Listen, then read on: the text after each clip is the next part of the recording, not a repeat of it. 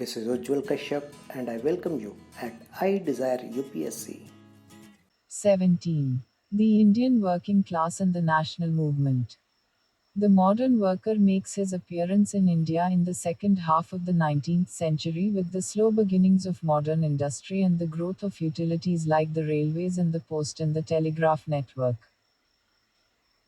The process of the disparate groups of workers in various parts of country emerging as an organized, self-conscious, all-India class is inextricably linked with the growth of the Indian national movement in the process of the Indian nation in the making, because the notion of the Indian working class could not exist before the notion of the Indian people had begun to take root.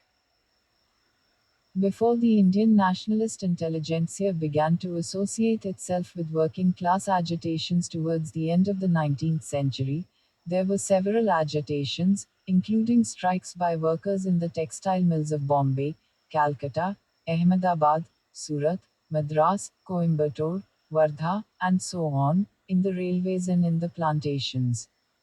However, they were mostly sporadic, spontaneous and unorganized revolts based on immediate economic grievances, and had hardly any wider political implications.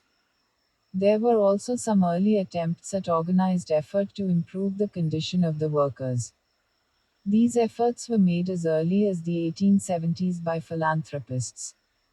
In 1878, Sorabji Shapurji Bengali tried unsuccessfully to introduce a bill in the Bombay Legislative Council to limit the working hours for labor. In Bengal, Sasipada Banerjee, a Brahmo social reformer, set up a workingmen's club in 1870 and brought out a monthly journal called Bharat Sramjibi, Indian Labour, with the primary idea of educating the workers. In Bombay, Narayan Meghaji Lokhande brought out an Anglo-Marathi weekly called Dinabandhu, Friend of the Poor, in 1880, and started the Bombay Mill and Millhands Association in 1890. Lokhande held meetings of workers and in one instance sent a memorial signed by 5,500 mill workers to the Bombay Factory Commission, putting forward some minimum workers' demands. All these efforts were admittedly of a philanthropic nature and did not represent the beginnings of an organized working class movement. Moreover, these philanthropists did not belong to the mainstream of the contemporary national movement.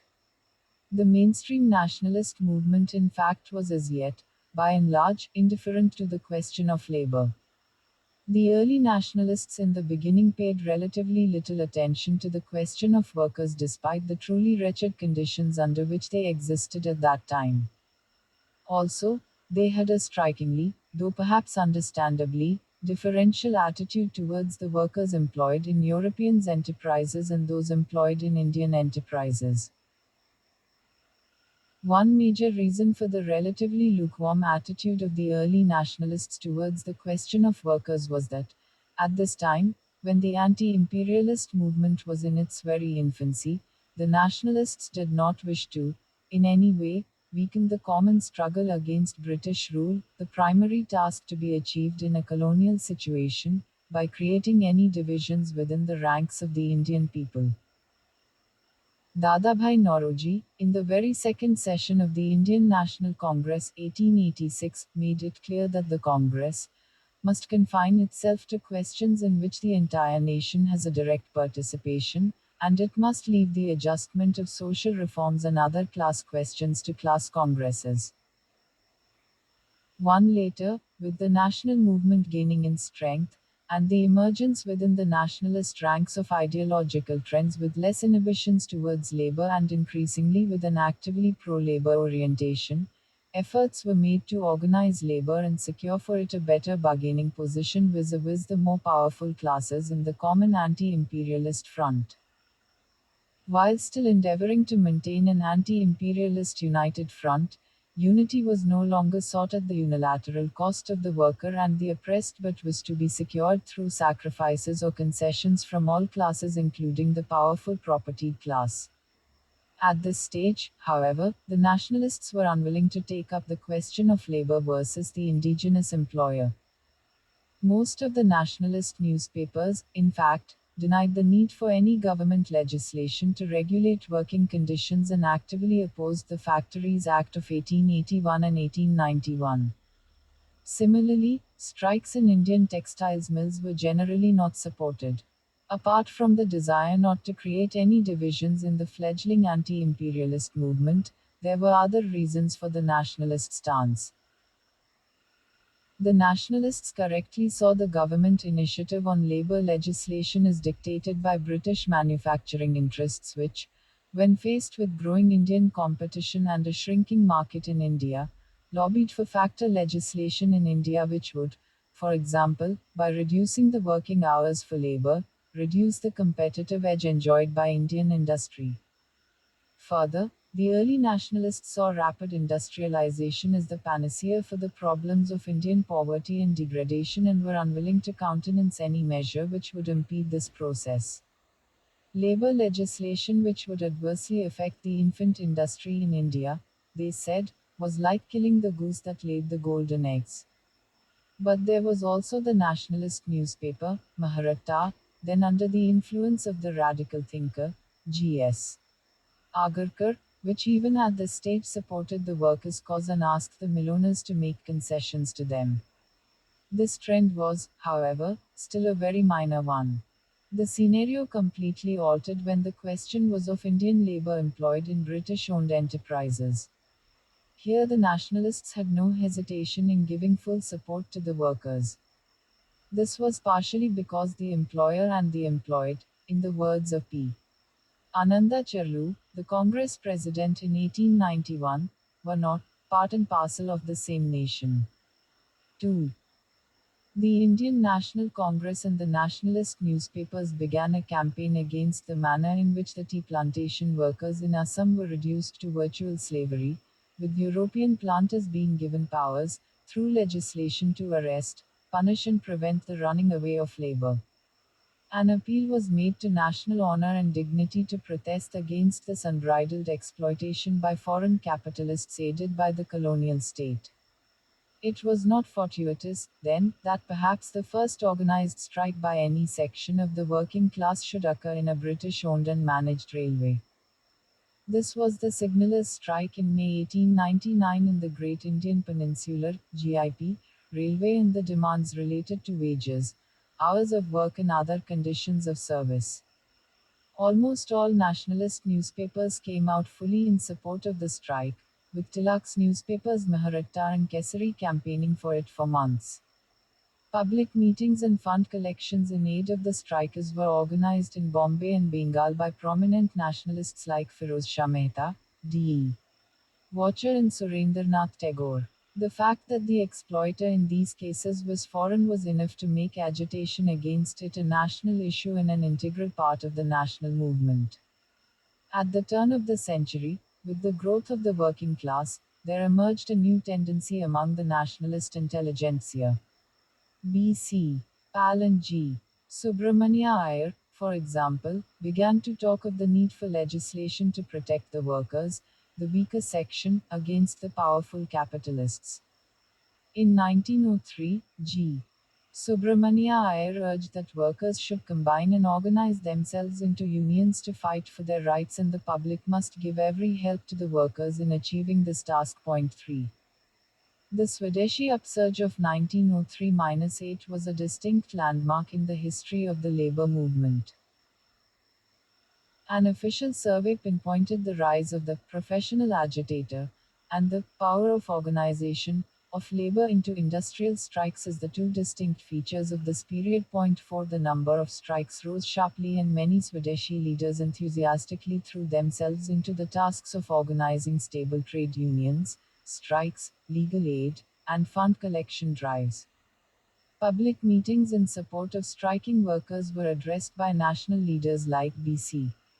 Pal, C.R. Das, and Liaquat Hussain.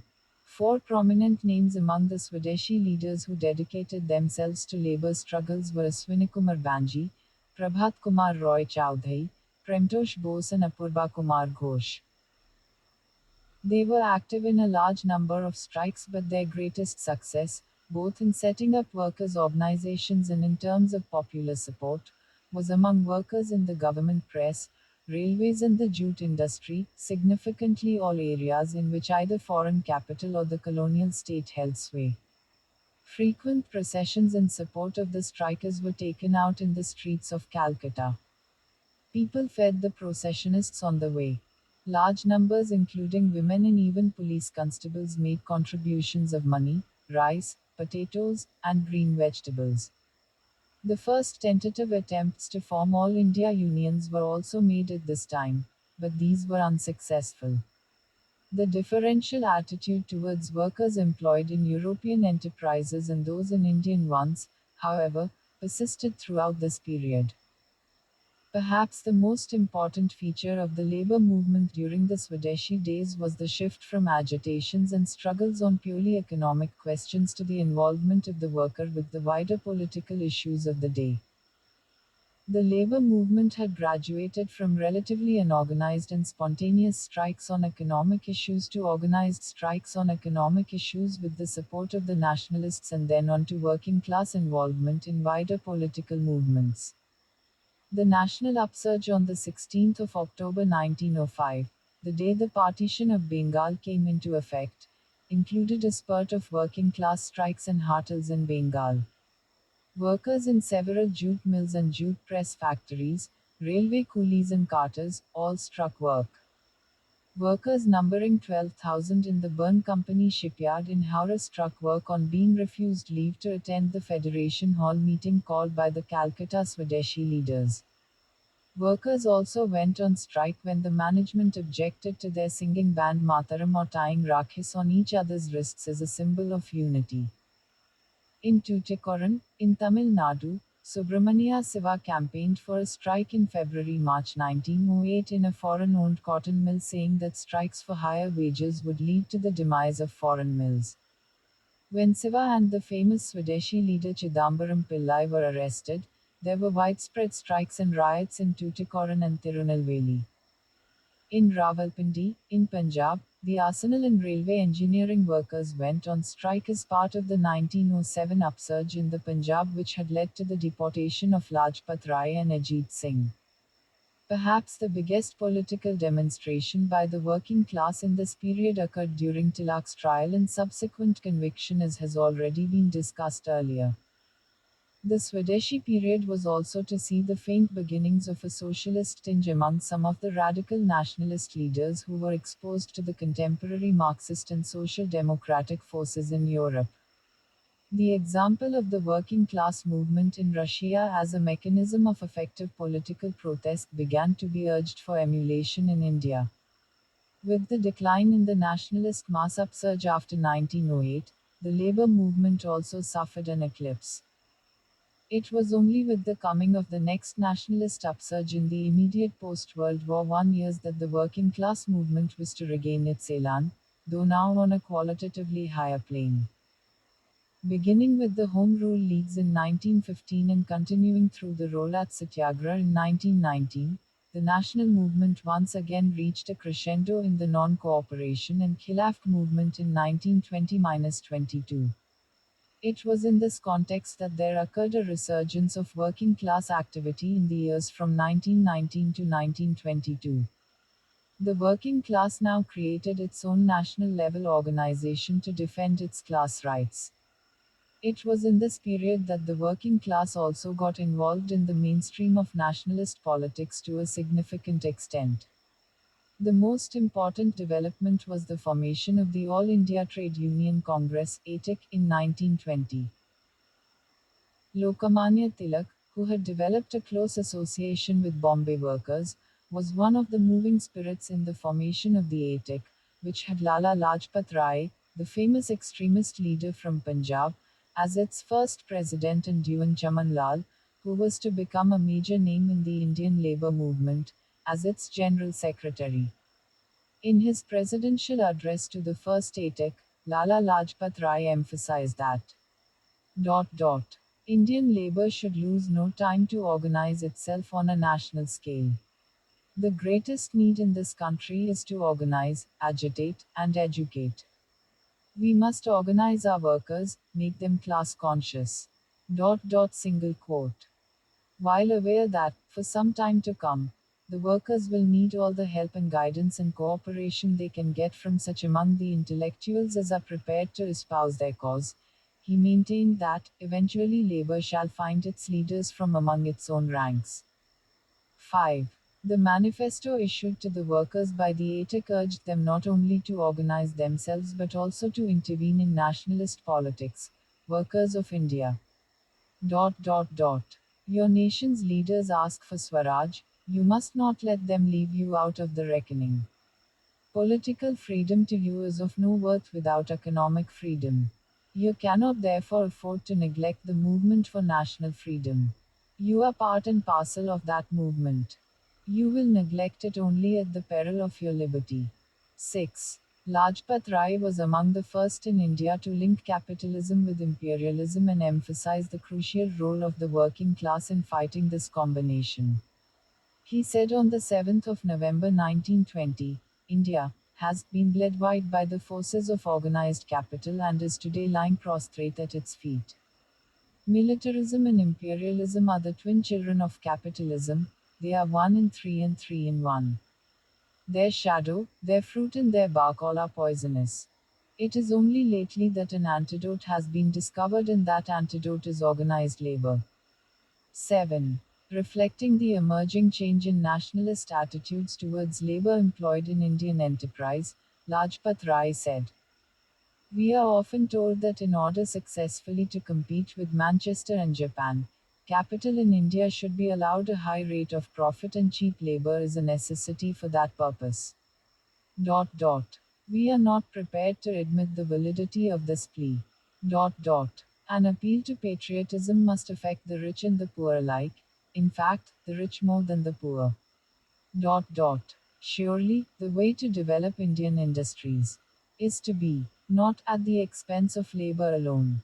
The Indian capitalist must meet labor halfway and must come to an understanding with it on the basis of sharing the profits in a reasonable and just proportion.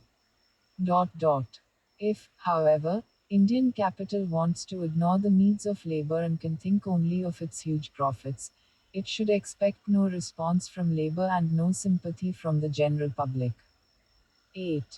Similarly, at the second session of the ATIC, Dewan Chaman Lal, while moving a resolution in favor of Swaraj, pointed out that it was to be a Swaraj, not for the capitalists but for the workers.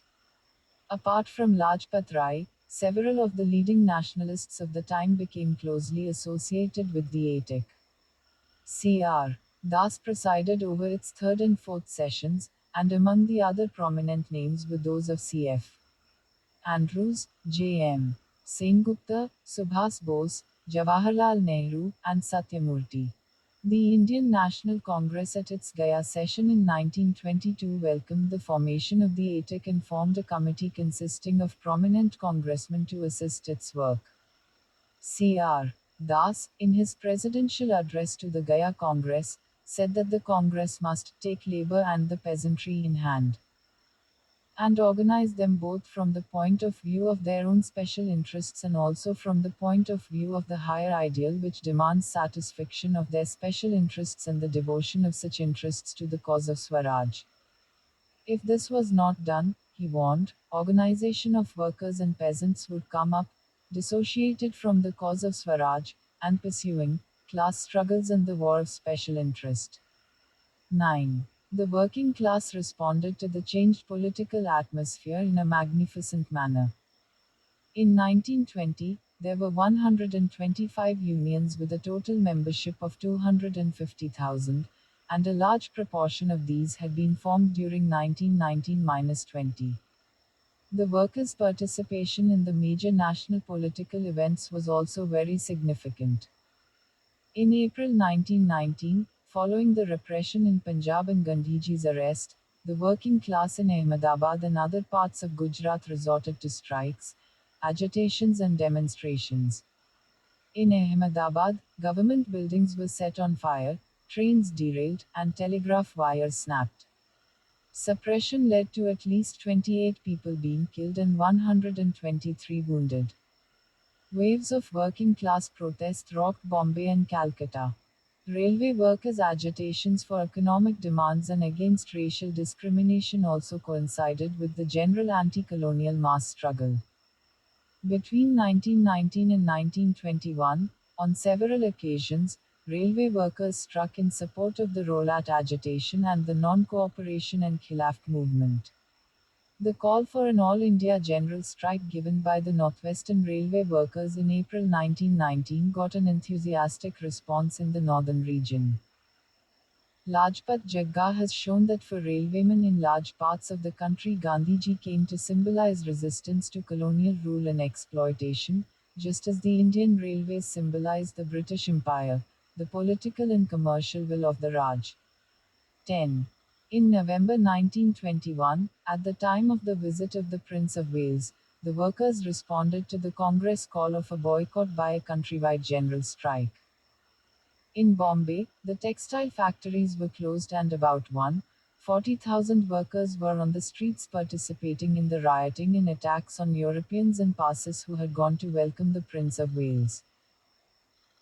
The spirit and the urges that moved the workers in these eventful years, the relationship seen between the nationalist upsurge and the workers' own aspirations, is best expressed in the words of Arjun Atmaramal, an illiterate worker in a Bombay textile mill, who was later to become a major figure in the working class movement.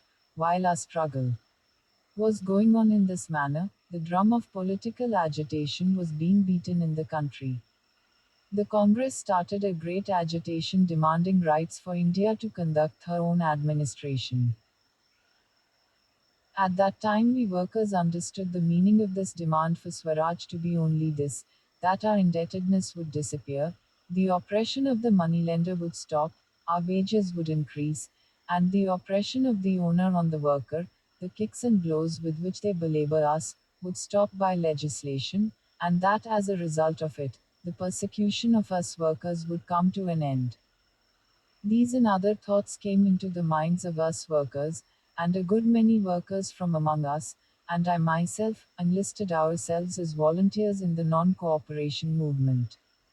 11. Any discussion of these years would remain incomplete without mentioning the founding in 1918 by Gandhiji of the Ahmedabad Textile Labour Association (TLA), which, with 14,000 workers on its rolls, was perhaps the largest single trade union of the time. Too often and too casually had Gandhiji's experiment based on the principle of trusteeship, the capitalist being the trustee of the workers' interest, and arbitration being dismissed as class collaborationist and against the interests of the workers. Apart from the fact that the TLA secured one of the highest hikes in wages, 27.5% during a dispute in 1918, Gandhiji's conception of trusteeship also had a radical potential which is usually missed. As Acharya J.B. Kripalani, one of Gandhiji's staunchest followers, explained, the trustee by the very term used means that he is not the owner. The owner is one whose interest he is called upon to protect, i.e., the worker. Gandhiji himself told the textile workers of Ahmedabad that they were the real masters of the mills, and if the trustee, the mill owner, did not act in the interest of the real owners, then the workers should offer satyagraha to assert their rights. 12. Gandhiji's philosophy for labor, with its emphasis on arbitration and trusteeship, also reflected the needs of the anti imperialist movement, which could ill afford an all out class war between the constituent classes of the emerging nation. After 1922, there was again a lull in the working class movement, and a reversion to purely economic struggles, that is, to corporatism. The next wave of working class activity came towards the end of the 1920s, this time spurred by the emergence of a powerful and clearly defined left bloc in the national movement. It was in the second half of the 1920s that a consolidation of various left ideological trends occurred and began to have a significant impact on the national movement. Various communist groups in different parts of India had by early 1927 organized themselves into the Workers' and Peasants' Parties (WPP) under the leadership of people like S.A. Dange, Muzaffar Ahmed, P.C. Joshi and Sohan Singh Josh. The WPPs, functioning as a left wing within the Congress, rapidly gained in strength within the Congress organization at the provincial and the All India levels. Also, by working within a broad left from under the WPP's communist influence in the trade union movement, marginal till early 1927, had become very strong indeed by the end of 1928. In Bombay, following the historic 6 month long general strike by the textile workers, April September 1928, the communist led Girmi Kamgar Union, GKU, acquired a preeminent position. Its membership rose from 324 to 54,000 by the end of 1928.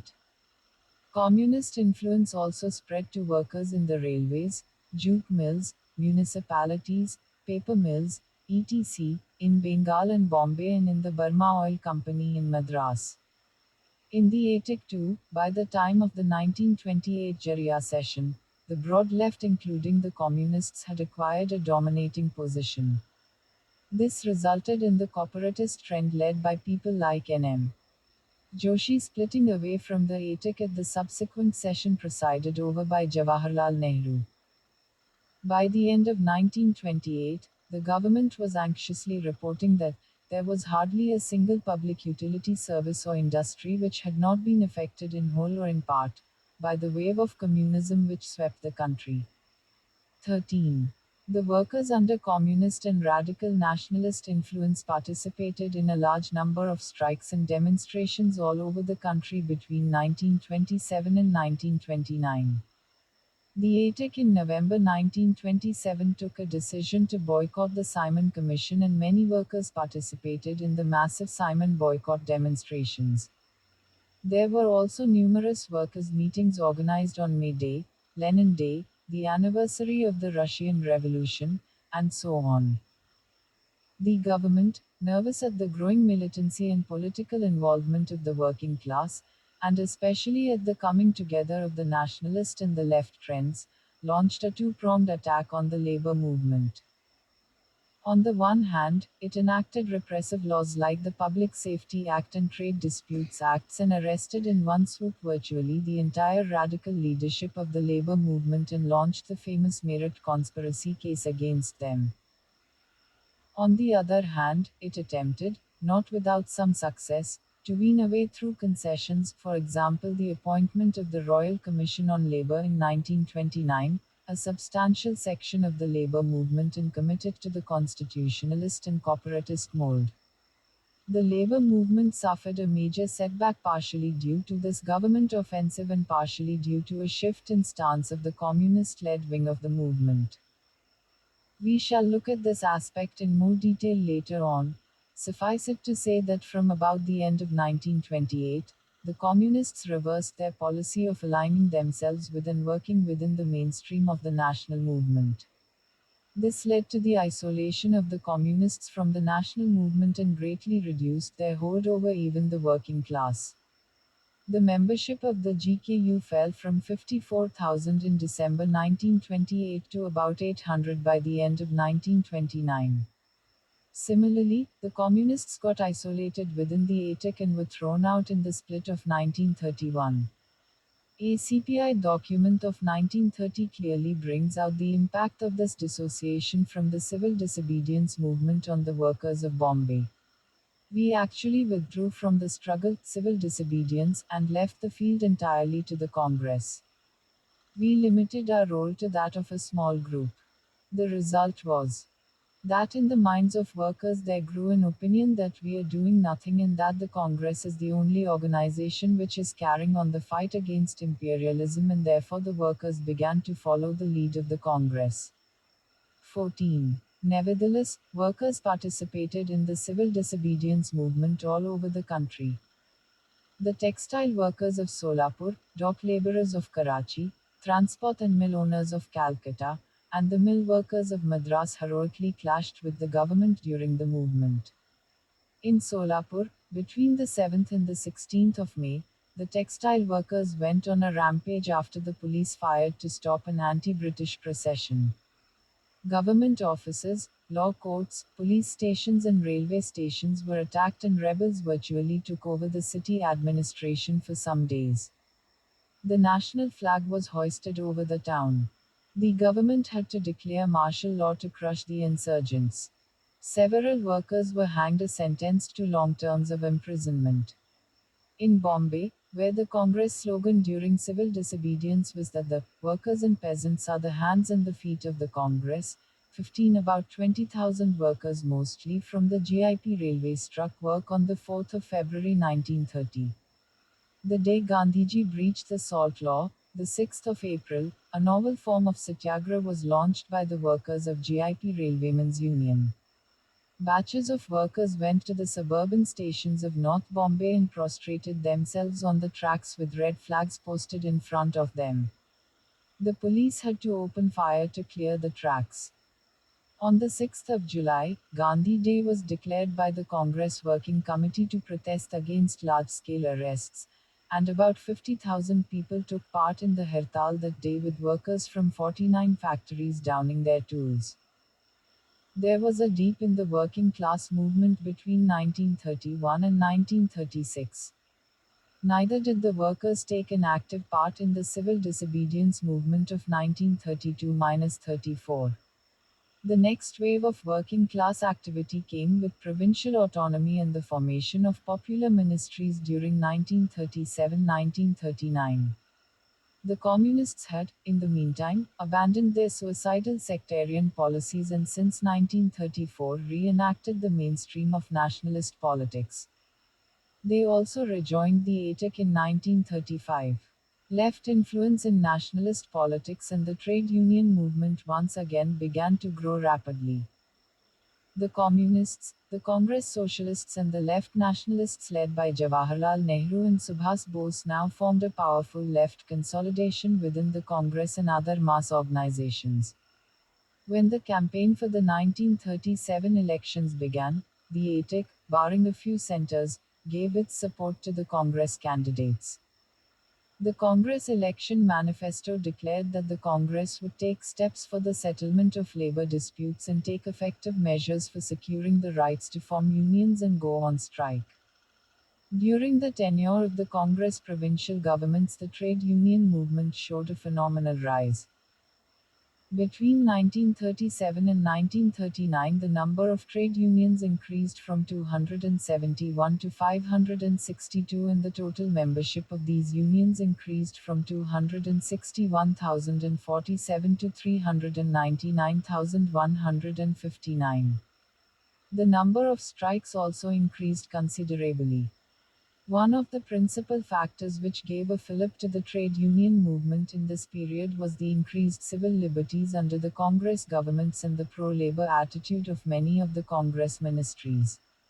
It is significant that a peculiar feature of the strikes in this period was that a majority of them ended successfully, with full or partial victory for the workers. 16. World War II began on the 3rd of September 1939, and the working class of Bombay was amongst the first in the world to hold an anti-war strike on the 2nd of October 1939. About 90,000 workers participated in the strike. There were several strikes on economic issues all over the country despite the severe repression let loose by a government keen to prevent any disruption of the war effort. However, with the Nazi attack on the Soviet Union in 1941, the Communists argued that the character of the war had changed from an imperialist war to a people's war. It was now the duty of the working class to support the Allied powers to defeat fascism, which threatened the socialist fatherland. Because of this shift in policy, the Communist Party dissociated itself from the Quit India movement launched by Gandhiji in August 1942. They also successfully followed a policy of industrial peace with employers so that production and war effort would not be hampered. The Quit India movement, however, did not leave the working class untouched, despite the communist indifference or opposition to it. Immediately after the arrest of Gandhiji and other leaders on the 9th of August 1942, following the Quit India resolution, there were strikes and hartals all over the country, lasting for about a week, by workers in Delhi, Lucknow, Kanpur, Bombay, Nagpur, Ahmedabad, Jamshedpur, Madras, Indore, and Bangalore. The Tata Steel plant was closed for 13 days, with the strikers' slogan being that they would not resume work till a national government was formed.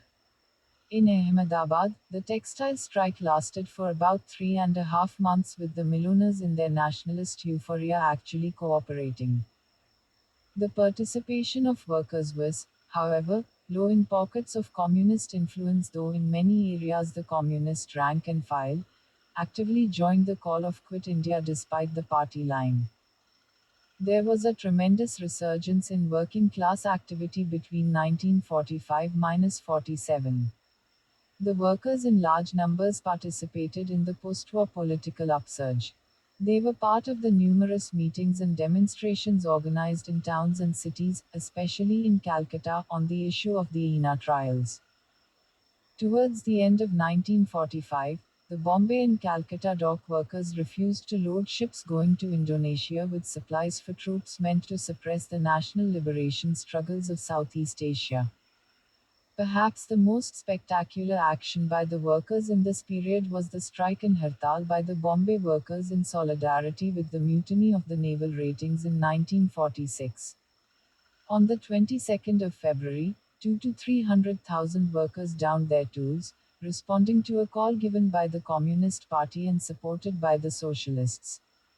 Peaceful meetings and demonstrations developed into violent clashes as the police intervened. Barricades were set up on the streets, which were the scene of pitched battles with the police and the army. 2 army battalions were needed to restore order in the city. Nearly 250 agitators laid down their lives. The last years of colonial rule also saw a remarkably sharp increase in strikes on economic issues all over the country, the All India strike of the Post and Telegraph Department employees being the most well known among them. The pent-up economic grievances during the war, coupled with the problems due to post-war demobilization and the continuation of high prices, scarcity of food and other essentials, and a drop in real wages, all combined to drive the working class to the limits of its tolerance. Also, the mood in anticipation of freedom was pregnant with expectation. Independence was seen by all sections of the Indian people as signaling an end to their miseries. The workers were no exception. They too were now struggling for what they hoped freedom would bring them as a matter of right. If you want to support us in our efforts, kindly subscribe to our channel, like it and share it so that others too gets its benefit. Happy learning. Thank you. Jai Hind, Jai Bharat.